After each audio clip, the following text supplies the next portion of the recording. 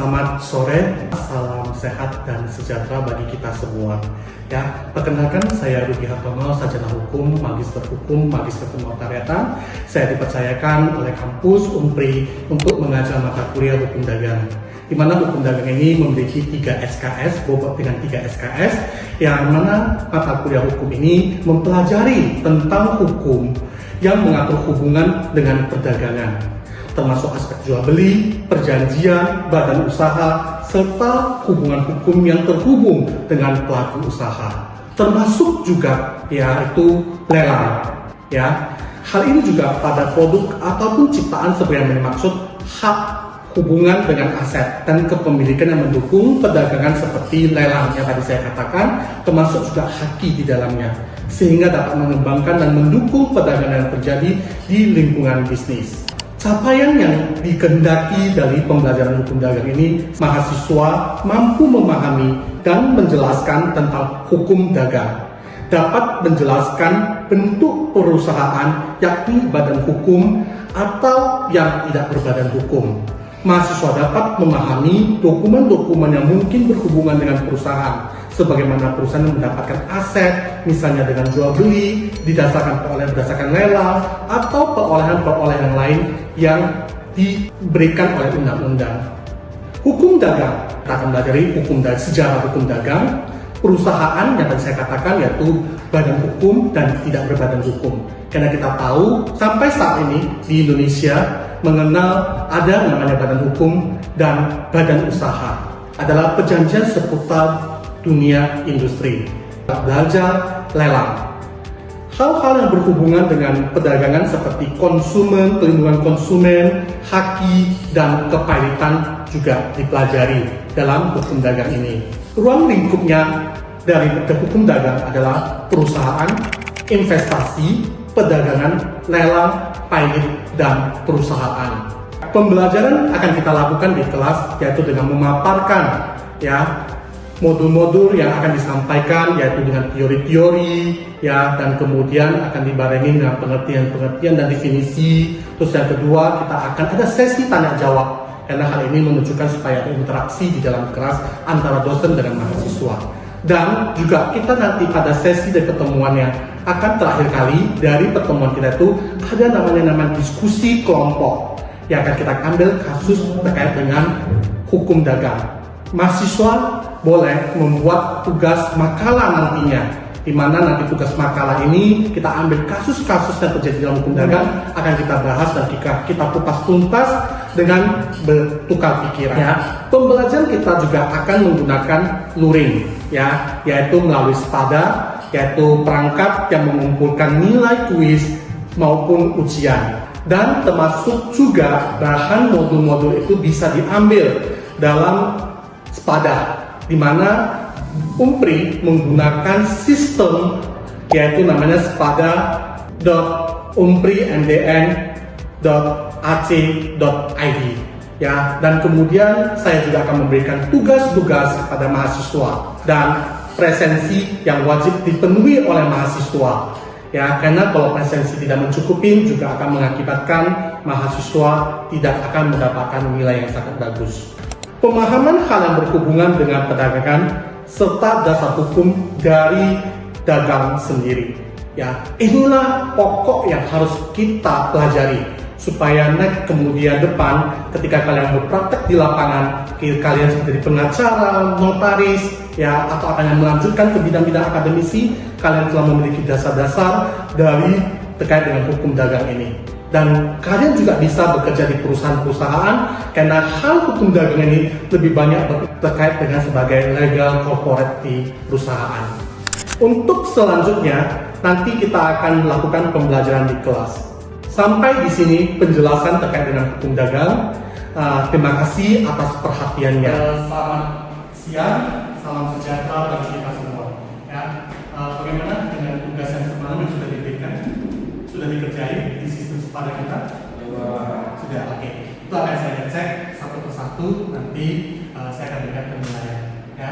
Termasuk tadi prioritas kita yang sebelum masuk kuliah kita ini sudah diisi di tes? Sudah, oke. Bagus, terima kasih ya. Kita akan masuk ke mata kuliah hari ini, sub dari mata kuliah hukum dagang kita itu lelang. Ya, karena kita akan masuk di lelang. Lelang dia bagian dari hukum dagang. Subbabnya bagian dari hukum dagang. Ya, apa itu lelang? Mungkin sebelum saya memulai dari definisi lelang ini, saya bisa membawa kalian mengenal sebenarnya nenek moyang kita tanpa kita sadari sudah melakukan lelang. Di nenek moyang kita itu sebenarnya tanpa kalian sadari sudah terjadi lelang. Walaupun hukum lelang atau perkaitan lelang ini baru saja, tapi sebenarnya di masa yang lalu sudah ada. Bisa saya contohkan pada kalian, dulu ada dikenal namanya dalam teori ekonomi namanya barter. Ketika jumpa di pasar, mereka akan saling cari barang yang membutuhkannya. Misalnya kamu akan cari ikan, oh kamu akan cari beras. Jadi terjadi pertukaran dan tawar menawar. Sebenarnya ini adalah lelang, tapi itu dalam skup yang kecil. Kalau kita dalam skup besar dan hari ini kita pelajari lelang adalah sudah masuk ke ranah hukum sesuai dengan aturan hukum. Ya, dalam aturan lelang.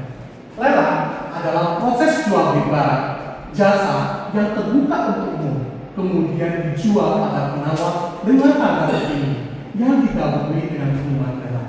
Kalau saya dan Iman dan teman kita itu tawar menawar, tapi tergantung orang yang membutuhkannya. Saya butuh ikan, sedangkan teman yang lain membutuhkan ayam. Mereka akan berapa tego? Cocok nggak? Mungkin 3 ekor ayam ganti 1 ekor ikan, atau sebaliknya di mana yang membutuhkan. Itulah sebenarnya kita sudah ada lelang di zaman nenek moyang kita. Ya, selanjutnya topik yang akan kita bahas ini adalah fungsi lelang. Apa sih fungsinya lelang? Kemudian jenis-jenis lelang dan dasar hukum lelang. Ketika kita berbicara lelang dan kita di fakultas hukum, pasti kita orang hukum akan berbicara namanya dasar hukumnya. Ya, kita masuk ke bagian pertama. Ya, fungsi lelang. Fungsi lelang privat. Fungsi privat berbentuk karena lelang mempertemukan pembeli dan penjual. Hubungan antara pembeli dan penjual hanya terkait dalam kegiatan. Ya, ketika lelang itu akan ketemu si penjual sama si pembelinya dalam balai lelang. Fungsi publik.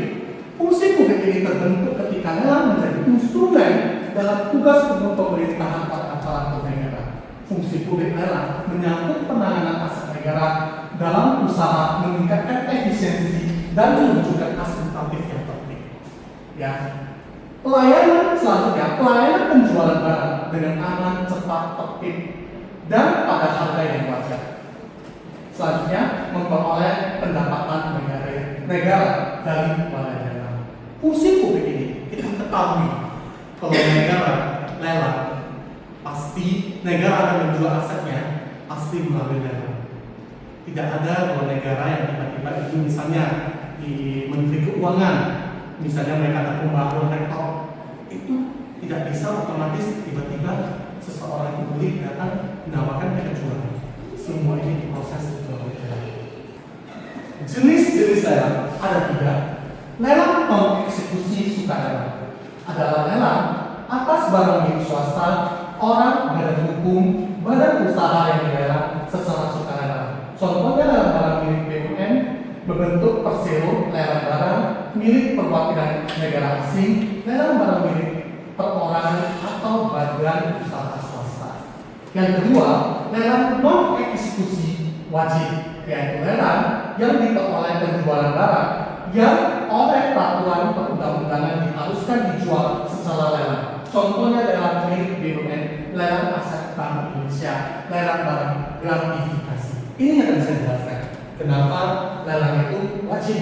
Ya, yang tadi katakan publik itu tadi. Kenapa? Ini.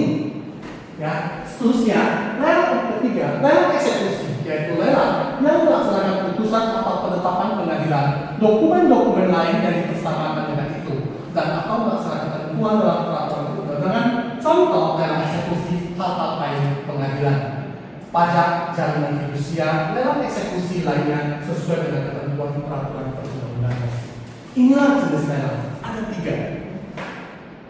Dasar hukum lelang ini semua adalah dasar hukum lelang. Ya. Dasar hukum lelang itu diatur yang terakhir kalinya di Peraturan Menteri Keuangan Nomor 86 Tahun 2024, tanggal 1 Januari 2024. Itu peraturannya. Diatur dalam Menteri Keuangan. Sebenarnya lelang ini sudah tua, kalau saya bilang, ya. Bahkan tanpa kalian sadari, saya katakan dari awal di nenek moyang kita sendiri tidak terjadi lelang, tapi lelang dalam kecil tanpa mereka sadari, ya. Kemudian proses lelang ini ada 3, ya. Tahap dalam lelang ini ada 3 tahapan. 1, tahap pelayanan, tahap pelaksanaan lelang, dan undangan lelang. Kalian tahu pelombaran lelang? Berarti sebelum lelang itu dilakukan, ya. Kemudian yang kedua adalah tahap pelaksanaan lelang. Di pada hari itu lelang itu dilakukan. Apa yang harus kalian perhatikan? Ketiga adalah undangan lelang. Sudah terjadi teken berita acara atau akta lelang. Setelah itu apa yang mau dilanjutkan? Akan kita bahas dari 3 tahap ini. Ya. Tahap lelang, menandatangani kerjasama MOU atau SPK. Pihak penjual menandatangani kerjasama dengan panitia lelang yang menuangkan dalam bentuk MOU atau SPK sebagai perintah kerjasama untuk melakukan penjualan aset setelah lelang yang dilampiri data aset yang akan dilelang, surat kuasa dan surat pernyataan. Penerimaan dokumen dengan perincian adalah lelang sukarela dan lelang eksekusi. Ya, kedua lelang ini akan kita bahas lagi. Ya. Dan lelang sukarela dan lelang eksekusi. Tapi setelah lelang ini adalah berarti harus ada kerjasama dulu. Contohnya, dia mau minat untuk memberikan aset lelang, dia datang ke balai lelang.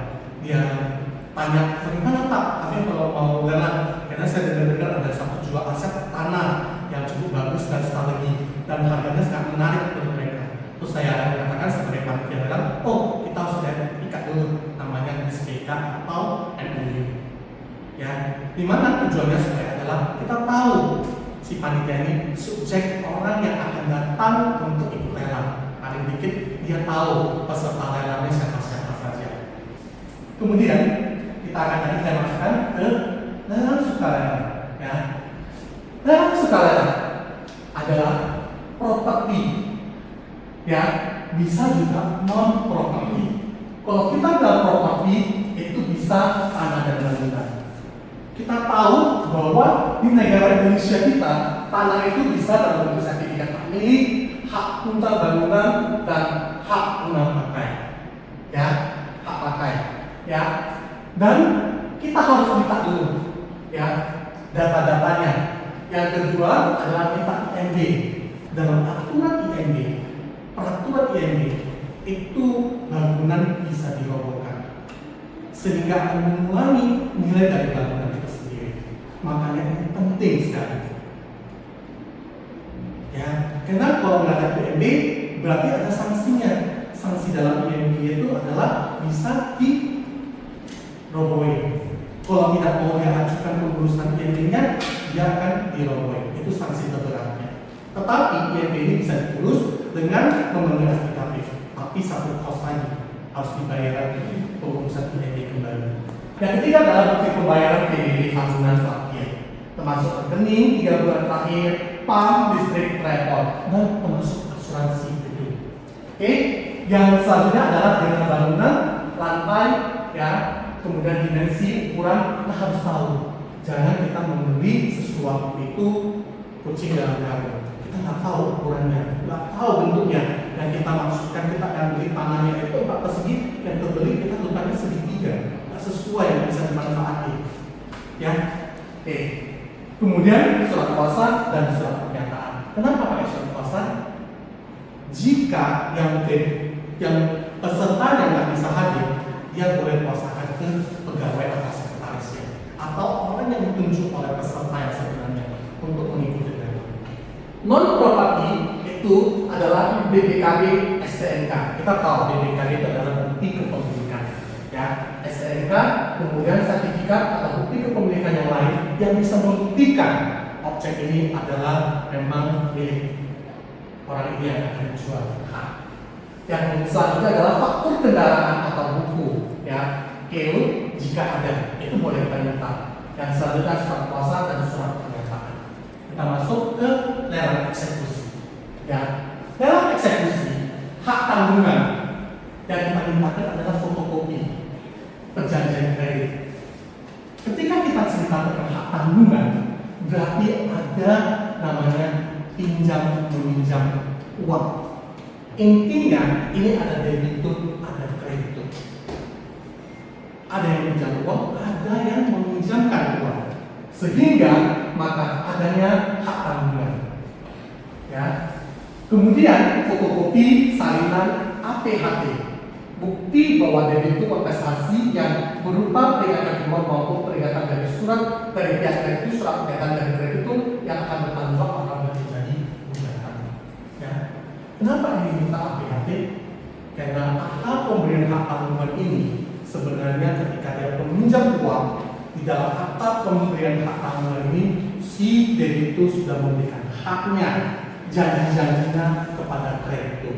Salah satunya adalah melakukan lelang terhadap kalau dia macet, dia menjadi kegagalan pembayaran, maka si kreditur bisa menggunakan akta pemberian hak tanggungan itu menjalankan lelang. Tetapi bagaimana? Harus ada peringatan juga, ya. Kalau bahasa keren di hukum kita namanya somasi. Inilah sebagai bentuk teguran sebenarnya. Oke, ya. Kalau fidusia adalah tadi seperti tadi di BPKB, ya.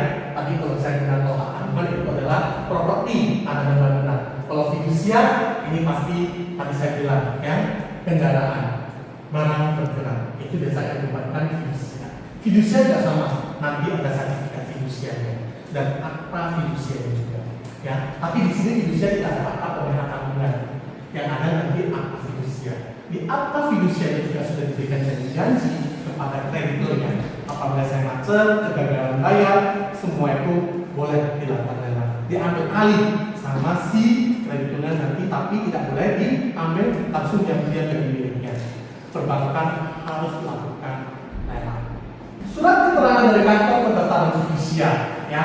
Nah, tadi saya bilang surat keterangan ini biasanya kita sertifikat sekarang, ya, bahwa debitur kontestasi yang dapat berupa peringatan maupun pernyataan dari kreditur, surat pernyataan dari kreditur bahwa barang yang akan dilelang dalam urusan kreditur, surat pernyataan dari kreditur yang bertanggung jawab apabila terjadi gugatan. Ya, dokumen inilah yang harus dipenuhi. Penetapan pengadilan, ya. Kenapa harus penetapan pengadilan? Kadang-kadang, ya, ini orang sulit mengikhlaskan barangnya. Jadi dia tetap nggak mau menjalankannya, sehingga butuh pakai penetapan pengadilan. Ya, ini termasuk kepahitan juga. Kepahitan juga pakai. Ya. Kemudian pengecekan aspek hukum. Tadi saya sudah ceritakan apa-apa saja yang harus dipenuhi. Dan ini aspek hukumnya yang harus dipenuhi. Ya, misalnya tanah bangunan ini bagaimana? Karena harus ngecek benar nggak objeknya, sesuai nggak, sepeda motor yang masih beli, oh benar nggak, jangan kita beli mobil tapi bannya 3 gitu, ya. Jadi itu udah mobil, jadi bannya kurang 1. Jadi inilah yang kita harus cek benar-benar. Itu sertifikatnya, mungkin kita bisa bantu suruh notaris lakukan cek bersih. Atau paling mungkin kalian bisa cek di lapangan atau informasi-informasi dari Kepling atau Lurah, oh tanahnya nggak bermasalah, nggak sengketa, aman kok, jangan dia macam. Itu termasuk aspek hukum, bisa kita bantu cek secara informasi, ya. Kemudian peninjauan dan penilaian aset, ya. Memastikan bahwa kondisi bangunan fisik aset tersebut cocok dengan dokumen pendukung. Yang tadi saya katakan, kita ingin berikan tanahnya itu persegi panjang, bukan segitiga. Kadang-kadang ada yang kita berikan sama yang nyatanya ketika kita lihat itu berbeda. Ini yang harus kita cocokkan, pastikan ya. Khusus aset properti, penilaian lokasi dan lingkungan sebagai bahan masukan dalam kepentingan marketability properti tersebut. Ini tadi saya katakan, dicek kondisinya, aman nggak, banjir nggak. Oh, ini kawasan banjir ini seharusnya nggak cocok dengan harga sekian. Jadi mungkin saya cukup tawarin ya harga sekian aja, karena harga yang sekian ini sudah tempat yang lain yang lebih mewah, yang bebas dari kawasan banjir. Ya, khusus ya. Kemudian penilaian terhadap aset tersebut untuk menentukan harga limit pada pasaran. Kalian bisa tahu, oh kawasan Umpri sekarang sudah lebih besar. Tanah sana nggak mungkin kalau di bawah harga 500, cocoknya ini 600. Jadi kalian paling mungkin tahu cara tawar menawarnya, tahu harga pasarnya itu kira-kira berapa. Kalian punya satu bayangan, ya. Kita benar tahu KPK, kita lihat dari seragamnya KPK ketika itu mulai lakukan mobil. Itu mobilnya semua difotoin, diberi penjelasan, memudahkan calon kita sebagai pembeli itu mengetahuinya, ya. Bahkan dikasih mobil tahu seri buatan berapa, ya kan, tahun berapa, dan harga berapa, itu semua dijelasin. Termasuk dalam di rumah, ya. Rumah juga sama. Jika kalau misalnya panitia datang, dia akan fotokan. Oh, ketika Anda membeli rumah ini udah pernah stok perabot dalam rumah, akan difotoin. Oh, udah berkeramik, sudah berlangit, semua sudah ada gitu. Ya, inilah penjelasan tentang masalah aset. Kalian butuhkan informasi. Kalian harus sabar supaya kalian tidak membeli aset yang salah dari lelang. Ya. Kemudian pengumuman lelang, ya. Lelang ini ketika kalian sudah masukkan tadi ke SPK ya, dalam kesepakatan MOU, dia nanti akan mengumumkan lelang. Lelang ini wajib diumumkan. Pak, bagaimana Pak kalau bank ketika mau lelang tapi dia tidak mengumumkan lelang itu? Tahunya salah. Lelang yang dilakukannya itu tidak sesuai dengan aturan. Ya, kalau bagi pembeli yang baru bisa aja nanti itu tidak sah. Makanya ini penting, ya. Bank itu wajib mengumumkan lelang itu, ya. Pengumuman pertama itu sampai yang kedua sekurang-kurangnya 15 hari. Ya. Terus tahap yang kedua pengumumannya 14 hari. Setelah itu baru boleh lakukan lelang. Tanpa dua tahapan ini berarti ada ketentuan hukum yang salah. Nah, ketika kalian beli lelang dan itu harus pastikan juga ini administratifnya ini. Kemudian kita ada lelang non eksekusi sukarela. Barang tidak bergerak dilakukan 1 kali sekurang-kurangnya 7 hari sebelum hari pelaksanaan. Contohnya apa ini? Kalau dia gabung yang poin ini bergerak dan tidak bergerak. Contohnya apa? Ini contohnya PKS, pabrik kelapa sawit, pabriknya. Jadi di sana ada aset, ada tanah, dan ada mesin-mesinnya. Sehingga ketika kalau misalnya mau lelang, PKS itu kembali ke ketentuan. Peserta lelang, setiap peserta harus menyetor uang jaminan penawaran lelang paling sedikit 20% dan paling banyak 100% dari harga limit dilelang menjadi peserta lelang, pejabat lelang itu sendiri, ya, pembantu lelang, hakim, jaksa, jurusita, pengacara, advokat, notaris, PPAT, penilai pegawai DJPLN, pegawai badan lelang, pegawai pejabat lelang kelas 2 dan pihak yang eksekusi. Debitur, tergugat, terpidana yang terkait dengan proses lelang tersebut. Oke, dan ini kalau memang kita minat sebagai peserta lelang, kita wajib menyetor sebesar 20% di rekening yang ditunjuk oleh panitia lelang. Ini menunjukkan keseriusan kalian, ya. Dan ini yang setoran 20% ini bisa diperhitungkan, ya, sebagai nanti cross ke harga pelaksanaan lelang. Hari lelang yaitu hari di mana pelaksanaan itu lelang terjadi dan dibacakan, dan itu harus wajib hadir. Metode lelang itu ada 2, ada tertulis dan ada secara lisan. Kalau lisan di vote ke depan, diumumkan, ditawari dengan harga tertinggi. Kalau tertutup, biasanya lelang tertulis, kita tulis dan dimasukkan ke dalam amplop. Ya, pemenang lelang akan dibacakan dan kemudian akan dibuat akta lelangnya oleh pejabat lelang kelas 2. Ya. Inilah sebagai bukti nanti sebagai kepemilikan bahwa dia menang lelang dari organisasi lelang. Ini menang lelang bagaimana? Setelah ditandatangani maka banyak kewajiban-kewajiban yang harus dilakukan. Bayar pajak misalnya, balik nama, ya ini juga harus dipenuhi. Dia bayar biaya rela, biaya ini semua harus dilakukan pembayaran. Ya, pembatalan rela bisa jika ada sesuatu yang ditemukan cacat atau mengakibatkan memang tidak bisa dilakukan, bisa dibatalkan. Cara mengikuti rela secara online, ya bisa kita daftarkan di akun tertentu yang dimana panitia rela itu sudah sediakan. Kita berakun, kita masukkan email kita, dan di sana akan diverifikasi, dan setelah diverifikasi diterima, kalian akan disuruh untuk membayar tanda jadi atau sebagai peserta peminat rela, kayak tadi 20%.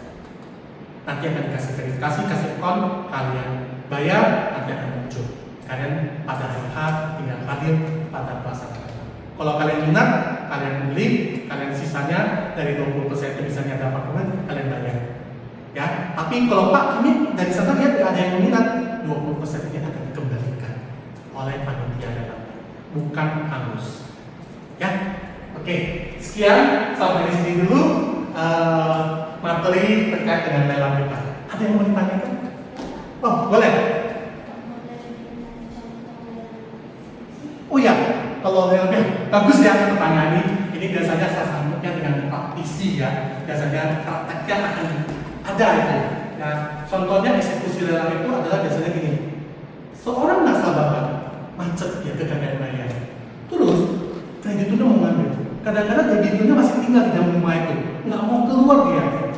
Udah diperintahkan sampai pakai tadi bilang somasi ya, teguran pertama, teguran nggak mau juga dia keluar. Jadi artinya bagaimana? Bank akan minta penetapan pengadilan untuk pejabat sita eksekusi ini dijalankan. Pasti ketika sita eksekusi dijalankan pasti ada bentrok. Ya, itulah namanya sita eksekusi. Pasti dia nggak ikhlas setelah dia keluar dari persahabatnya, si debit itu dari rumah itu, barulah rumah ini bisa jadi objek lelang. Kalau enggak, sama. Nanti pembeli lelang yang barunya dia bisa beli, tapi dia nggak bisa kembali. Ya, jadi itu harus dieksekusi.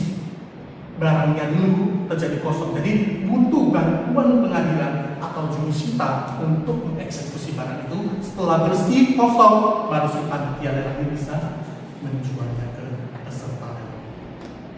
Paham? Oke, makasih ya. Ada lagi yang lain? Ada lagi?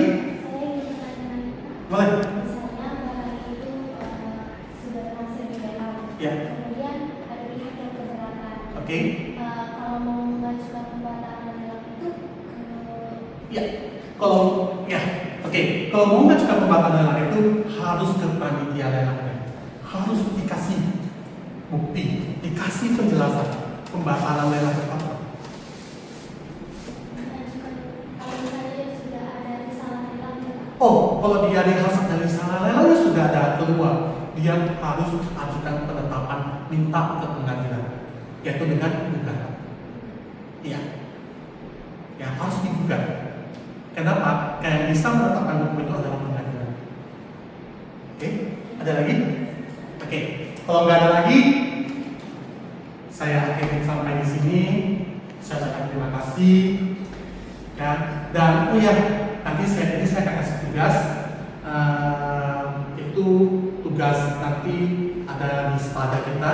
Ya, saya buat dalam bentuk esai. Itu tugasnya kalau dikerjain. Ya, nanti minggu depan saya akan evaluasi dari materi yang saya ngajarkan hari ini. Ya, itu harap dikerjakan karena itu juga merupakan bagian dari penilaian pada mahasiswa. Ya, oke. Ya, sama saya akhiri sampai di sini. Sekian dan terima kasih. Oke, thank you.